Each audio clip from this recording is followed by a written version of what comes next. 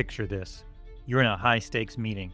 Your company's chief financial officer is on the line, his face on the video screen, just a few feet away. He's asking you to transfer millions of dollars. The request sounds urgent, but normal. You do it. And just like that, your company is down $25.6 million. The catch? The CFO wasn't there. His face was a deep fake. His voice was an AI clone. You weren't talking to a person, you were talking to an artificial intelligence. And this wasn't a movie. This happened in Hong Kong, and it's just the tip of the iceberg. You might think you're safe because your favorite chatbot is this multi-billion-dollar company, a fortress of security. But hackers don't always attack the fortress. Sometimes they trick the people on the inside. Take the real-life case of Samsung. Their engineers working on top-secret projects were using ChatGPT to find bugs in their source code. A totally normal, everyday task. But what they didn't realize was that every line of code that they pasted into the chat was being sent to a third party, unknowingly leaking their company's most valuable secrets. They weren't hacked. They were the hack.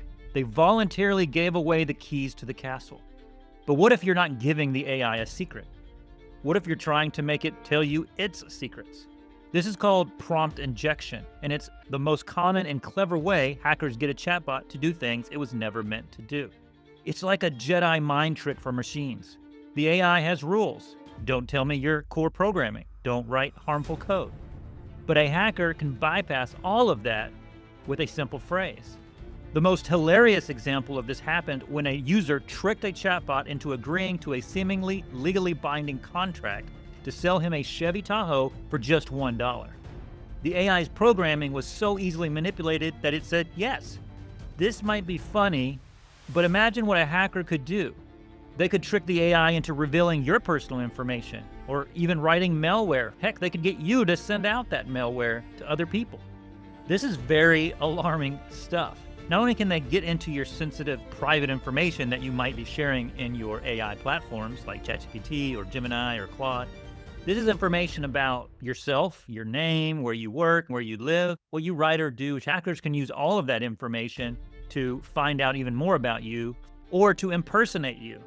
Hackers can also find out things about your friends and family, maybe even corporate information that you're not supposed to be pasting into your chatbots, but you do because you want to write an email story, get something analyzed.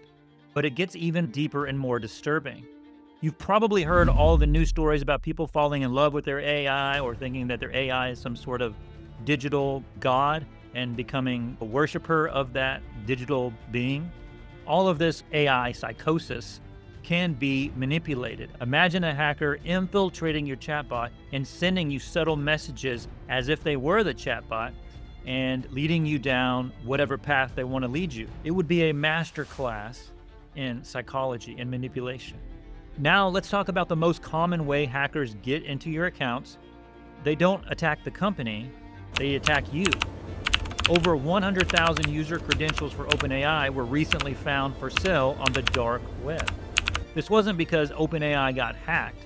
It's because users had viruses on their computers that stole their passwords. This is a classic credential stuffing attack. Hackers steal a list of passwords from a random data breach, and then they try them on every other major website, from your social media to your banking apps, hoping you've used the same password. The fact that AI platforms are a target just shows how valuable your personal interactions with them are.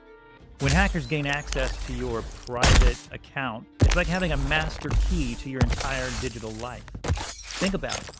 Modern AI platforms connect to everything.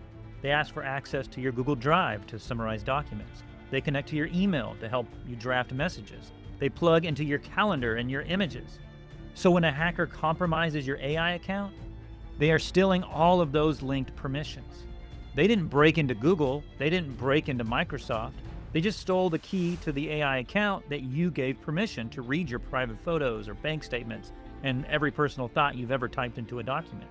This is how they commit identity theft, financial fraud, or start sending convincing phishing emails to your contacts from your addresses. The AI account isn't just a place to chat, it's the new front door to your entire digital identity. Now, there's a lot of other ways hackers can get into an AI platform or your own personal account. I don't have time to go over all of them, but let me talk about how do you protect yourself from these new and old threats. The good news is a lot of it is just common sense cybersecurity. Rule number one, don't tell the AI your secrets. If it's something you wouldn't write in a public email, don't put it in an AI chat. Assume everything is being saved and could be accessed. Rule number two, use a password manager. This is a non-negotiable. Use a password manager to create a unique, strong password for every single account you have, including your favorite AI chatbot. Rule number three, enable two-factor authentication. It's a simple step that would have stopped 99% of those credential attacks on AI users. Rule number four, be cautious. If a deepfake of your boss tells you to wire money, get a second opinion. A phone call, a text message, anything to confirm. The age of AI is here, and it's full of incredible power and incredible risks. By understanding how hackers are exploiting these systems, you can stay one step ahead.